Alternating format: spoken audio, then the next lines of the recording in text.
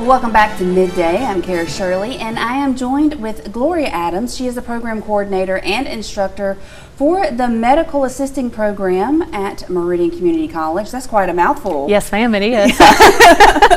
Very much so. Yeah, so tell us about what exactly all that is. What do you do? Okay, so medical assistants, they are multi-skilled. They do both administrative and clinical duties in the physician's office.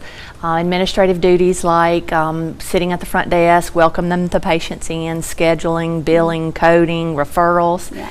And then on the clinical side, doing triage, assisting the physician with minor office surgery, EKGs, PFTs, removing staples, removing stitches, EKGs I've already said, giving shots, drawing blood. I mean, they are a multi-skilled practitioner. It's like a lot of different hats they have yes, to wear. Ma'am. Yes, ma'am. And so they can learn to wear all of these hats yes, at ma'am. MCC. Yes, ma'am.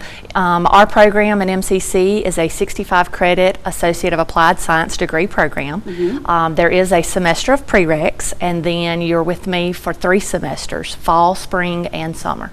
And so tell us what they can expect during those that fall, spring, and summer semester. Fall semester is a little laid back. It's not quite as long.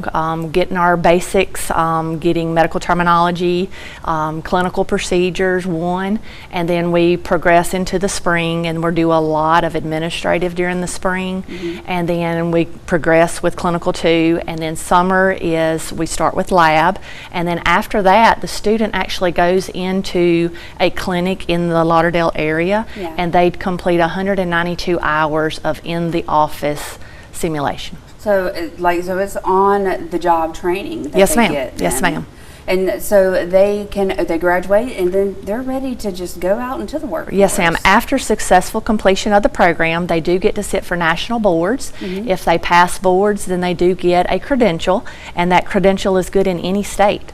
Any state. So they could go to MCC here yes, in Meridian and then go and travel yes, wherever. Anywhere. That is awesome. So where can they go to get more information about this? They can go to the Meridian Community College website, or they can just call and speak to an advisor. Awesome. Well, stick with us. We're going to talk to you some more about this after the break. Welcome back to Midday. We're here with Gloria Adams. She is the program coordinator and instructor for the medical assisting program at Meridian Community College. Gloria, how long have you been teaching this program? I just started my 10th year. 10th year, yes, so ma'am. 10 years. So you've got a lot of experience and knowledge under your belt. Yes, ma'am. I was in the clinic for 18 years, and then I started teaching in 2013. So I'm fixing to graduate in August, my 9th class. Wow. So my next class, my incoming class, will start August the 14th, and that'll be my 10-year class. So you got students right now then? Yes, ma'am. They're in the office, I guess. They're in the clinic, yes, ma'am. This is their second day. And you said you've got another class coming in August. Yes, ma'am. Do you still have space available for people to join that? Yes, ma'am. I do have, I know, 1 space available. So students who are still trying to get into a program, reach out to me directly at gadams2@meridiancc.edu or at 601-581-3571.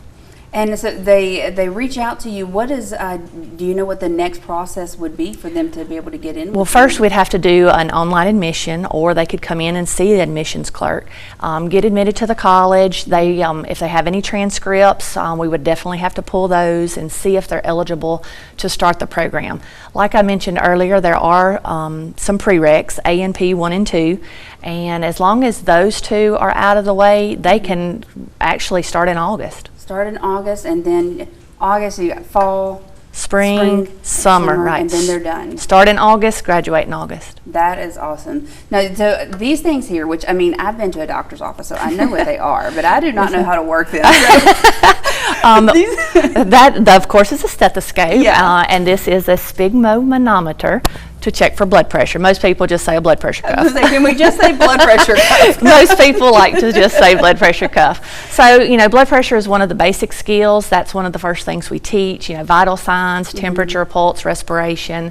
And that's the basis, that's the foundation of being a good medical individual, being able to relate to your patient and being able to, comfort a patient. And a lot of times vital signs is where it starts. All right, awesome. Tell us one more time how they can get in touch with you if they'd like to grab that spot left in your class. Okay, so Gloria Adams, my email is gadams2@meridiancc.edu, or they can go to our website. My information is listed there, or they can just give me a call at 601-581-3571. Thank you so much, Gloria.